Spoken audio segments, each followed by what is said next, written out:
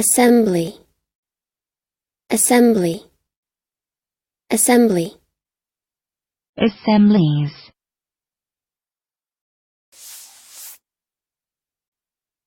Noun. 1. A group of machine parts that fit together to form a self-contained unit. 2.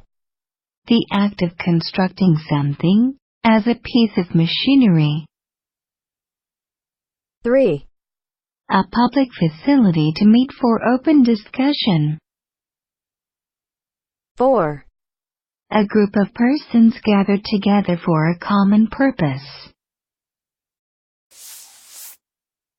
Listen and practice. They demanded the right of assembly. They demanded the right of assembly. He waited until complete quiet settled on the assembly.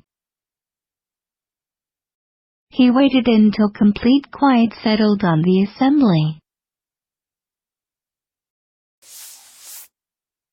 The campaign for the first free election to the National Assembly. The campaign for the first free election to the National Assembly. Assembly.